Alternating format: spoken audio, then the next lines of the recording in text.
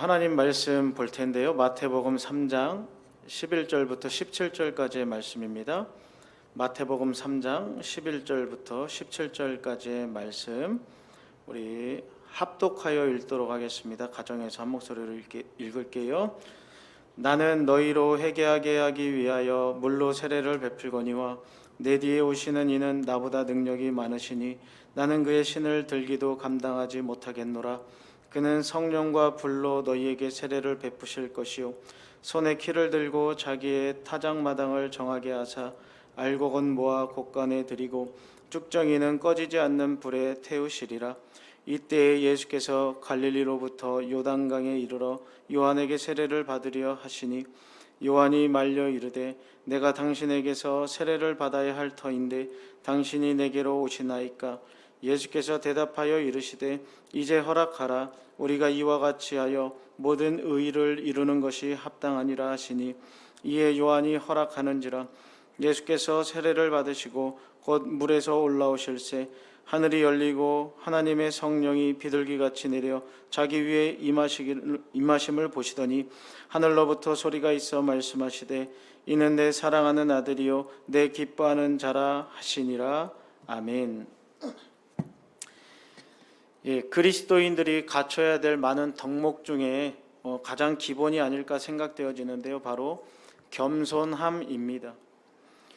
겸손의 사전적 정의를 보면 자신을 낮추고 상대방을 인정하고 높이는 그 욕심 없는 마음의 상태가 바로 겸손이라고 정의하고 있습니다. 하나님 나라의 원리는 세상과 다릅니다. 세상에서는 돈이 많고 힘이 많은 사람이 큰 자, 아니면 더 많이 가진 자, 아니면 성공한 자, 잘 산 자, 이렇게 표현할지 모르겠습니다. 그러나 성경에서는요, 큰 자가 작은 자를 섬긴다라고 말하고 있습니다.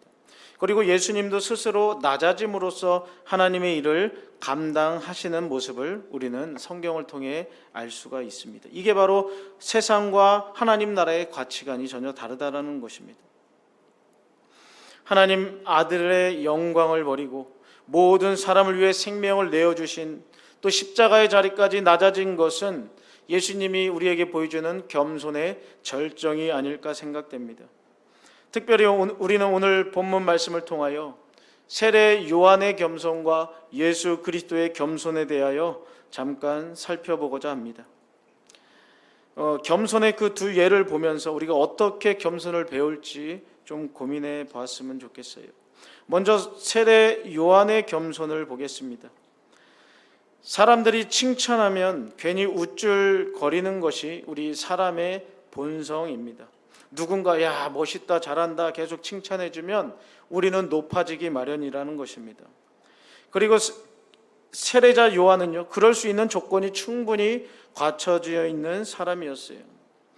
그도 그럴 것이 이 세례 요한은 많은 사람들에게 인정을 받고 있었습니다. 그리고 군중이 그에게 몰려와서 세례를 받았고 또 이 세례 요한의 제자라고 하는 분들도 있었어요. 그래서 세례 요한을 추종하며 따라다니는 사람들도 있을 만큼 그 당시에 인기 있었던 사람입니다. 그러나 세례 요한은 교만하지 않음을 보게 되죠. 우쭐하기는커녕 자기 뒤에 오실 분의 신발을 들고 다닐 자격도 없다라는 말로 자기 스스로를 낮추고 있는 모습을 보게 됩니다. 그러면 어떻게 이렇게 낮아질 수 있었을까? 겸손할 수 있었을까요? 이 세례 요한은 자신의 사명을 정확히 알고 있었던 것입니다. 세례 요한은 메시아의 길을 평탄케 하라는 하나님의 사명을 분명히 알고 순종하고 있었던 것입니다.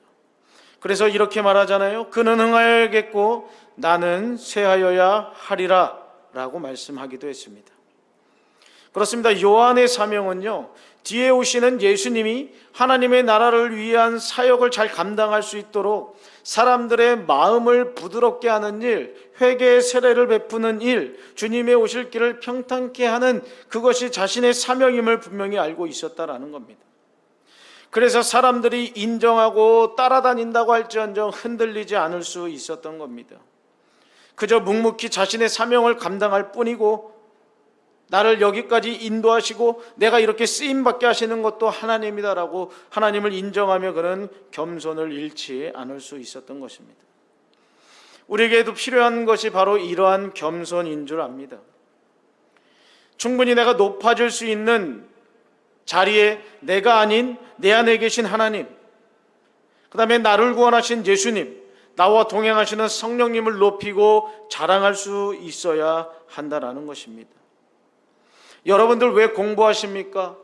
여러분들 왜 그렇게 열심히 살아서 더 많은 것을 가지려고 하고 배우려고 하고 더 좋은 대학을 가려고 하고 더 좋은 학교에 진학하려고 노력을 하십니까? 그 자리에 올라가면 내가 조금 더 인정받을 수 있기 때문에 그렇습니까? 좀 더 넓은 평수의 집에 살고 남들이 박수 칠 만한, 부러워할 만한 그 직장과 또한 거기서 얻어지는 많은 것들을 누리기 위해서 공부하고 있습니까? 성경에서는 그게 틀렸다라고 우리에게 오늘 알려주고 있는 거예요.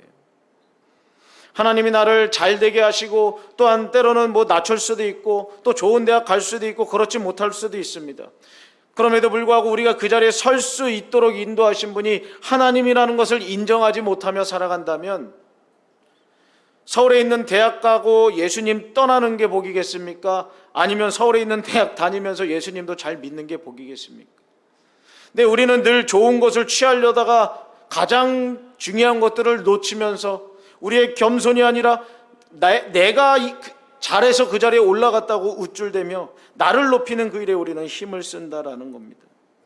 오늘 이 세례 요한의 모습을 보면서 내가 살아가는 이유와 목적이 하나님이 나에게 주신 사명 따라가는 그 길임을 온전히 인식하면서 우리가 어떤 환경이 있을지라도 또한 어떤 자리에까지 올라갈지 모르겠지만 그 자리에서 하나님을 높이고 하나님을 자랑할 수 있는 그런 겸손의 사람들 다 되기를 주님의 이름으로 부탁을 드립니다.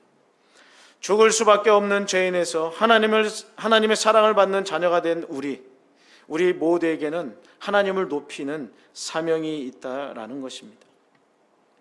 두 번째로 예수님의 겸손을 생각해 보도록 하겠습니다.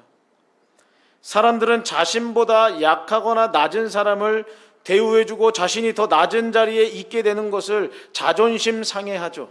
그래서 힘없는 사람 쉽게 짓밟아 버리는 게 우리입니다. 제 자신을 봐도 그래요. 좀 내 눈에 하찮게 보이는 사람에게는 막 대하려고 하는 그 인간의 본성이 막 나올 때 그렇게 하고 나서 정말 스스로 되게 부끄러움을 많이 느끼게 됩니다. 물론 모든 성도님들을 섬긴다라고 말하지만 모든 성도님들 똑같이 대하지 못하는 제 자신을 발견할 때 너무나도 비참하더라고요. 근데 우리 인간의 본성이 그렇다는 거죠. 약하고 힘없는 사람들 더 세워주고 잘 섬겨줘야 되는데 더 낮아 있고 하찮게 보이는 그 사람들에게 우리는 잘 하지를 못하는 모습을 보게 됩니다. 또한 괜히 낮아지고 또 대우받지 못하거나 하면 자존심 상해하는 게 우리입니다. 그러나 예수님은요, 이러한 인간의 본성을 거스르는 행동들을 하십니다. 하나님의 아들이신 신이신 예수님께서는요, 피조물인 세례자 요한에게 세례를 받게 해달라고 청하게 되고 세례를 받으십니다. 세례 요한 또한 예수님이 세례를 받으러 오셨을 때 예수님을 말렸어요. 예수님은 죄가 없으니까 이 회개를 베푸는 이 세례, 회개를 의미하는 그 세례를 받으실 필요가 없습니다. 이렇게 말하잖아요. 근데 예수님은 어떻게 계속해서 베풀어 달라고 이것이 하나님의 의를 이루기 위한 것이야 라고 말합니까? 예수님은요, 그분의 자존심대로 일하는 분이 아니었습니다. 자신의 생각과 기분과 감정대로 일하는 분이 아니었어요. 자기의 상황과 환경 따라 일하시는 분이 아니었다라는 것입니다. 하나님의 의를 이루는 것, 더 쉽게 말하면 하나님의 뜻을 이루는 것이 이 땅에 오신 목적이라는 거예요. 마찬가지로 예수님도 하나님의 의, 하나님의 뜻을 이루어드리는 것이 그분의 삶의 목적이고 이 땅에 오신 이유이기 때문에 그것에 맞춰 살아가는 모습을 우리에게 보여주고 있다는 겁니다. 요한의 세례는 회개를 의미하기 때문에 예수님이 죄인인 요한에게 세례를 받으시는 것은 불합리합니다. 그러나 예수님은 모든 의를 이루기 위해서 세례를 받겠다고 요한은 이에 순종하는 모습을 우리에게 보여줍니다. 예수님은 언뜻 보기에는 법에 맞지 않아 보일 정도까지 자신을 낮추면서 결국 하나님의 의를 이루는 모습을 보게 됩니다. 우리에게 이러한 겸손이 필요하다는 거예요. 하나님의 뜻을 이루기 위해서라면 언제든 기꺼이 나를 낮출 수 있는 겸손 말입니다. 이것이 예수님께 배우는 겸손의 비결이고요, 예수님이 전 생애를 통해 직접 보여주신 겸손입니다. 예수님은 세례 요한에게 세례받은 것뿐만 아니라 하나님이면서도 피조물인 인간의 모습을 가지고 오신 그것 자체도 겸손이죠. 하나님의 뜻을 따라 온 인류를 구원하기 위하여 십자가의 고통을 마다하지 않으시고 기꺼이 자기 생명을 내어드리는 그 모습 또한 우리에게 겸손의 모습으로 보여주고 있습니다.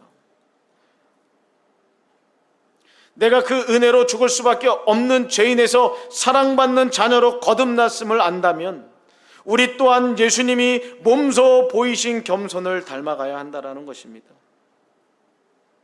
그렇게 어제보다, 그리고 오늘보다 내일 더 예수님을 닮은 그런 겸손의 삶이 우리 가운데 있기를 바랍니다.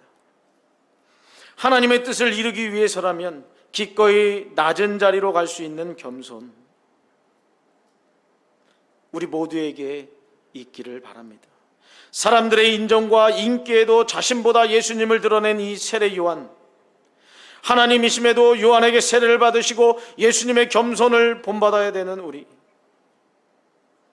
사람들이 알아주면 으쓱해지기 마련인 우리지만 낮은 자리보다 더 높은 자리에 가기를 원하는 게 우리의 본성이지만, 그럼에도 불구하고 요한처럼, 사명을 알고 살아간 요한처럼, 또한 본인의 사명이 하나님의 의를 이루고 하나님의 뜻을 이루어드리기 위하여 자기의 생명까지도 또한 이 천하고 천한 이 땅에 오시고 인간의 몸으로 오신 그 예수님의 겸손, 우리는 이 겸손을 우리 마음에 새겨야 될 줄 압니다.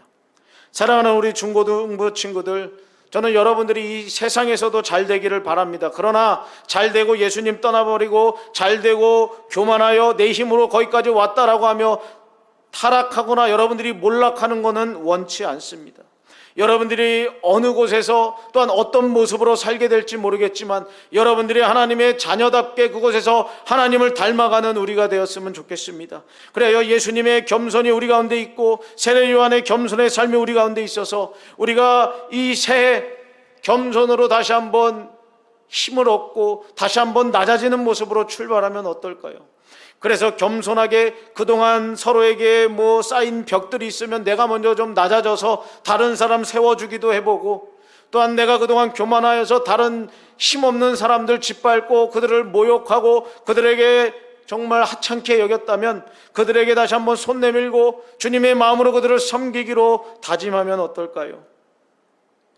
우리는 피조물입니다. 우리를 위해 예수님이 그런 낮음의 본을 보여주셨습니다. 사랑하는 우리 중고등부 친구들도 이 겸손의 모습 가지고 새해를 잘 출발할 수 있기를 주님의 이름으로 축원을 드립니다.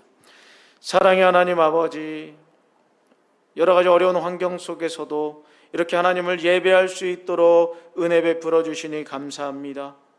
특별히 우리 모든 중고등부 친구들 마음판에 주님의 겸손이 새겨지게 도와주셔서 예수님 닮아가기로 다짐하며 새해 출발할 때에 우리가 다시금 주님의 겸손에 힘입어 더욱더 낮아지고 섬김의 자세로 살아가는 우리 모두가 될 수 있도록 도와주옵소서. 그리하여 연약한 자들 돌보며 그들에게 손 내밀고, 또한 우리가 여기까지 온 것, 또한 지금 우리가 누리고 마시고 먹고 누릴 수 있는 모든 것들이 주님의 은혜임을 깨닫고 더욱더 감사하며 겸손히 살아가는 우리 모두가 될 수 있도록 은총 내려 주옵소서. 지금은 우리 주 예수 그리스도의 은혜와 하나님의 크신 사랑과 성령님의 교통하심의 은총이 하나님 앞에 예배하며 주님의 겸손을 담고자 원하는 우리 모든 중고등부 친구들 머리 위에, 또한 섬기는 귀한 선생님들 위해 이제로부터 영원토록 함께 있을지어다. 아멘.